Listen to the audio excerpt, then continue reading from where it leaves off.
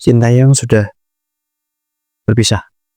Tapi setelah itu, kenapa tidak banyak gelombang pengakuan dari para pemain? Pertama adalah kita harus mengingat bahwa ini budaya Indonesia.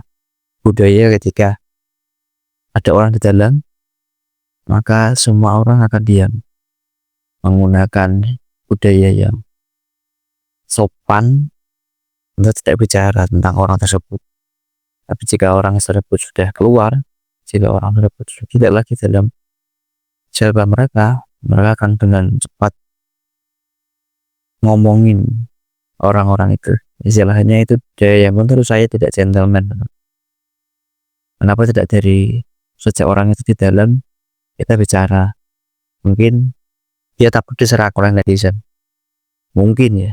Tapi sejatinya bila kebenaran diungkap sedini mungkin, seawal mungkin, maka itu akan menjadi suatu hal yang lebih baik. Tapi selain itu kita juga akan bahas kenapa sih Sintayong tiba-tiba banyak kritikan dari mantan pemain timnas, atau mungkin pundit-pundit, atau bahkan ada yang nimbrung seperti mantan ketua PSSI.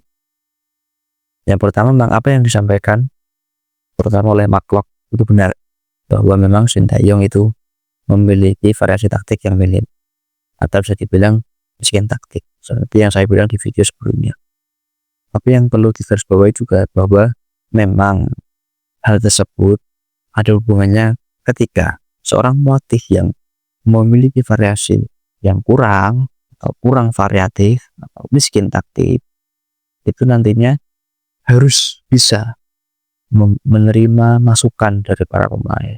Di sini kenapa Sintayong tidak bisa menerima itu? Ada beberapa kemungkinan. Yang paling utama adalah dengan perbedaan budaya. Jadi budaya Sintayong yang tahu adalah ketika seorang pelatih itu menangani suatu tim, lebih baik adalah ketika satu suara. Lebih baik ketika apa yang pelatih bilang pemain harus patuh. Itu lebih efisien, karena jika ada yang salah berarti itu adalah salah pelatih. Masalahnya kita tahu bahwa beberapa kali Sintayong itu menyalahkan pemain, atau beberapa kali Sintayong itu tidak berani atau tidak secara gentleman mengakui bahwa dia salah, dia kurang tepat, dia mengambil keputusan yang seperti ini, tidak, tapi menyalahkan pemain, harusnya seperti ini, harusnya seperti itu. Itu yang menjadi suatu hal yang bagi pemain menyebalkan, karena yang pertama memang variasinya kurang, yang kedua diberi masukan tidak mau, yang ketiga mereka masih disalahkan. Nah, hal ini yang mungkin membuat banyak pemain agak sebal ya, terutama pemain-pemain yang dulunya sering masuk cuman sekarang tidak lagi dipanggil. Ya meskipun untuk pemain tersebut saya akan buat ulasannya di lain video, tapi intinya adalah apa yang dibicarakan oleh Mark Klok dalam hal ini seperti Sintayong itu seperti memberi hierarki, bahwa ketika dia sudah berbicara tidak ada yang boleh membantah atas nama itu diktator. Di salah satu media disampaikan itu, menurut saya memang sangat-sangat bisa dipahami.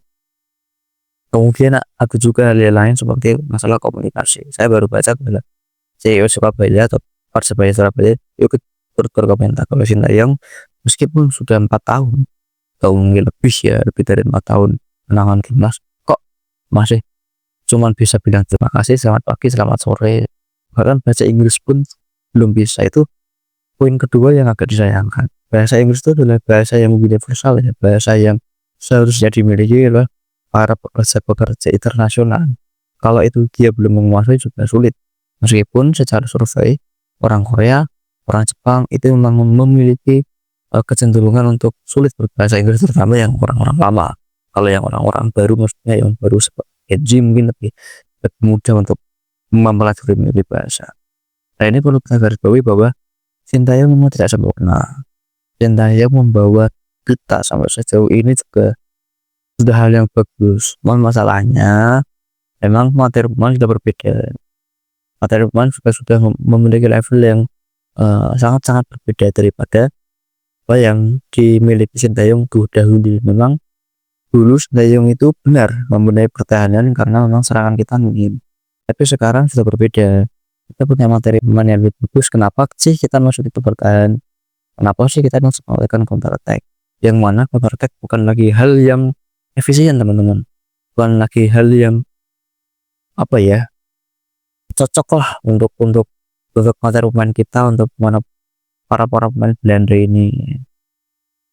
Dan ya, kita juga akan bahas video lanjutannya mengenai jika memang Sintayong sudah out, apakah para pemain Belanda yang sudah jarang dipanggil juga ada pelatih. Jadi sementara seperti itu untuk perkembangan Sintayong, yang mana saya harap ini akan berhenti. Kita harus fokus bahwa kenyataan bahwa Sintayong tidak lagi dengan timnas Indonesia, bahwa kita sudah berganti pelatih. Kemudian kedepannya juga akan lebih bagus, lebih baik, lebih menyerang, tapi juga pertahanan jangan sampai roboh. Kita akan mengejar ranking FIFA yang lebih tinggi bersama. Kita juga akan mengejar target menuju Piala Dunia 2026. Semoga semuanya tercapai, semoga semuanya lancar. Terima kasih untuk kalian yang sudah menonton. Sampai jumpa di lain video.